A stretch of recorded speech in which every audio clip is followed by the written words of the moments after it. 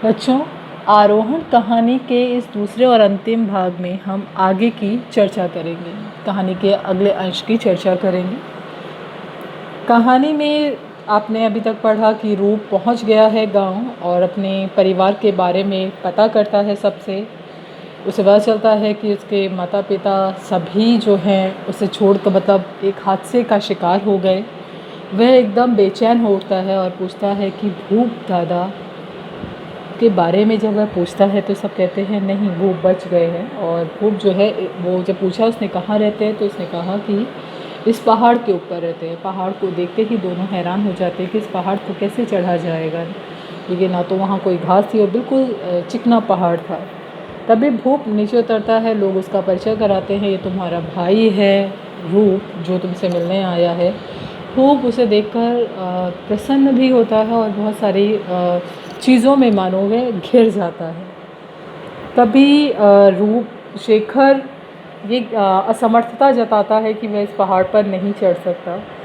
शेखर को लेकर भूप अपने पीठ पर बांधकर मफलर से चढ़ा देता है और रूप को कहता है कि तुम पीछे पीछे आ जाओ। भूप उस चट्टान पर चढ़ने में असमर्थ है।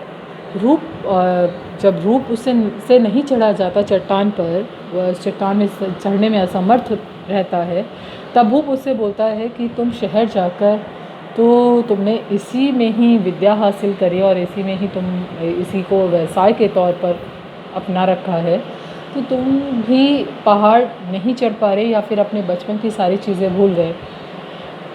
रूप बहुत ज़्यादा शर्मिंदा होता है। फिर भूप के कह सकते हैं मदद से वह उस चट्टान पर चढ़ जाता है। चट्टान पर जब वह चढ़ता है तो वह देखता है कि वहाँ पर पूरी गृहस्थी भूप दादा ने उसके बसा रखी है।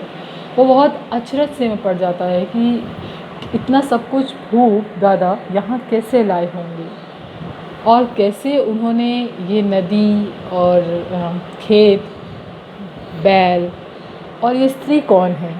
न जाने असंख्य सवाल रूप के मन में चलते हैं जिन्हें वह भूप से जानना चाहता है, लेकिन भूप उसे आराम करने की सलाह देता है। तभी बारिश शुरू हो जाती है और दोनों पति पत्नी घर का सामान एकत्रित करने में लग जाते हैं। सुबह होती है। शेखर के लिए ये सभी चीज़ें बहुत अनोखी सी हैं, आश्चर्यचकित करने वाली हैं। वो बहुत हैरान होता है और रूप से कई सारे सवाल करता है, लेकिन रूप कहीं खोया है। वह उसके सभी सवालों का जवाब अनमने ढंग से देता है।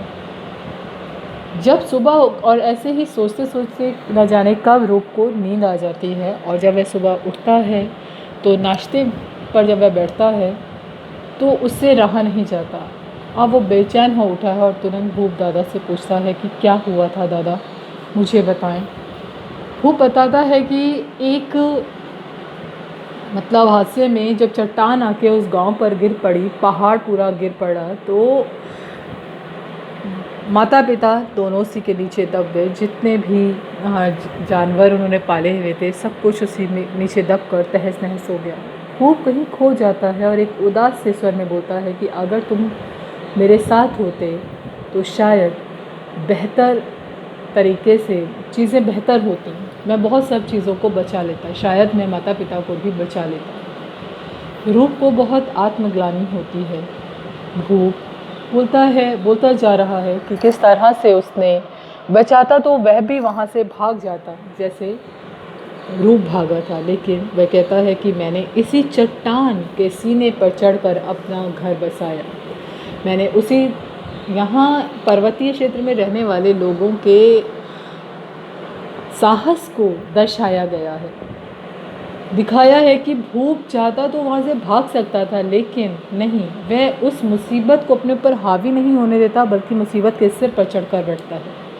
वो वहाँ घर बसाता है, शैला से विवाह करता है और नदी का मुख दोनों अपनी मेहनत से मोड़ते हैं, खेत बनाते हैं, छोटे छोटे बछड़ों को लेकर आते हैं जो बाद में बैल बन जाते हैं। उससे वो अपनी पूरी खेती बाड़ी करते हैं। इसी तरह से एक छोटी सी गृहस्थी वे वहाँ पर बसा लेते हैं। कुछ समय बाद जब शैला को पुत्र होता है तो वह बहुत कमज़ोर हो उठती है और इस कारण उसकी अब घर गृहस्थी काम काज, शैला की जो तबीयत थी, वह सभी को देखते हुए भूप एक और स्त्री को नीचे से ले आता है।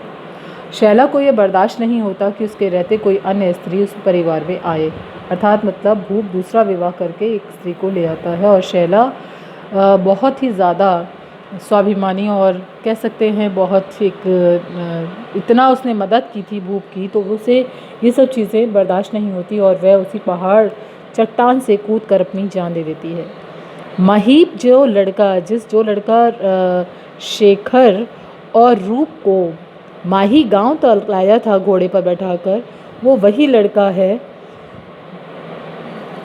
मतलब वह ही भूप दादा का पहला पुत्र है, अर्थात शैला का बेटा है और रूप का भतीजा है। वह भी अपनी माँ के समान ही एक बहुत अधिक स्वाभिमानी होने के कारण घर छोड़कर चला जाता है। अब यही पूरी कहानी वह बताते हुए और चलता है भूप। फिर रूप कहता है कि दादा ऐसा करते हैं, आप मेरे साथ शहर चल, मेरे को सरकार इतना पैसा दे देती है कि घर गृहस्थी बहुत अच्छे से चल जाती है, आप भी मेरे साथ रह सकते हैं और हम बहुत अच्छे से रहेंगे। भूप कहता है जब इतनी मुसीबत आई तब तो मैंने इस जगह को छोड़ा नहीं, और अब मैं इसे छोड़कर चला जाऊं जब मैंने एक अच्छी सी गृहस्थी यहाँ बसा ली है।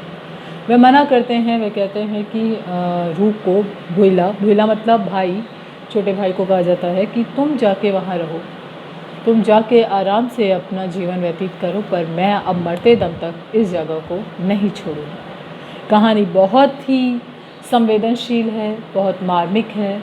इस कहानी को अक्षरश आप पढ़ें और समझें, और यदि कोई दिक्कत आए तो आप पूछें। अब हम इसके प्रश्नों पर ज़रा चर्चा कर लें। यूँ तो प्रायः लोग घर छोड़कर कहीं ना कहीं जाते हैं, परदेश जाते हैं, किंतु घर लौटते समय रूप को एक अजीब किस्म की लाज, अपनत्व और झिझक क्यों घेरने लगी थी।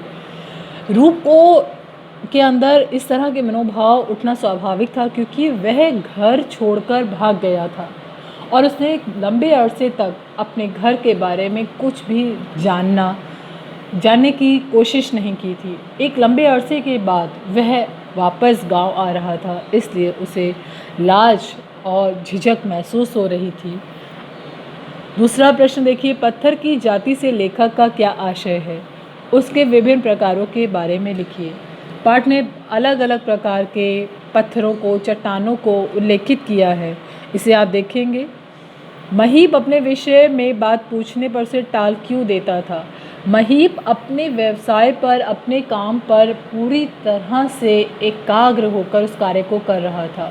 दूसरा, वह रूप की बातों से वह जान चुका था कि यह उसका चाचा है और ये जिसके घर जा रहा है ये वही घर है जिस घर को यह छोड़कर चला आया है, इसलिए वह ज़्यादा बात नहीं करता। उसे लगता है ज़्यादा बात करेगा तो पता चल जाएगा कि महीप उसका अपना ही खून है। बूढ़े त्रिलोक सिंह को पहाड़ पर चढ़ना जैसी नौकरी की बात सुनकर अजीब क्यों लगा, क्योंकि यह पहाड़ी लोगों की दिनचर्या का हिस्सा है, पहाड़ पर चढ़ना और उतरना। तो उन्हें ये लगता है कि कोई ऐसा व्यवसाय भी हो सकता है, इसके भी पैसे मिलते हैं, ये सोचकर उन्हें बहुत अचरज हो रहा था।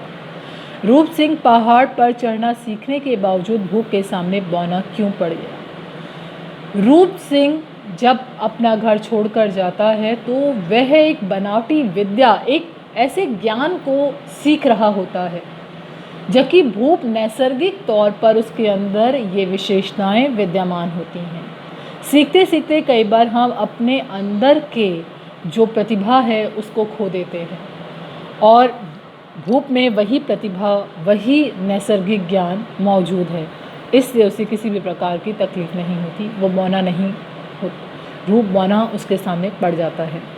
शैला और भूप ने मिलकर किस तरह पहाड़ पर अपनी मेहनत से नई ज़िंदगी की कहानी लिखी, ये आपने देखा कि किस तरह से उन्होंने नदी का रुख मोड़ दिया, क्या कह सकते हैं, पहाड़ को तोड़कर वहाँ पर खेत बनाए, घर बसाया, छोटे छोटे बच्चे लाके वहाँ पर बैलों की तरह उनकी सेवा करी, वो बैल बनकर उस खेत को जोतने लगे। किस तरह से एक सुंदर सा घर उन्होंने बना लिया था। ठीक है, तो आप इस पाठ को पढ़ लें और कोई दिक्कत हो तो पूछेंगे।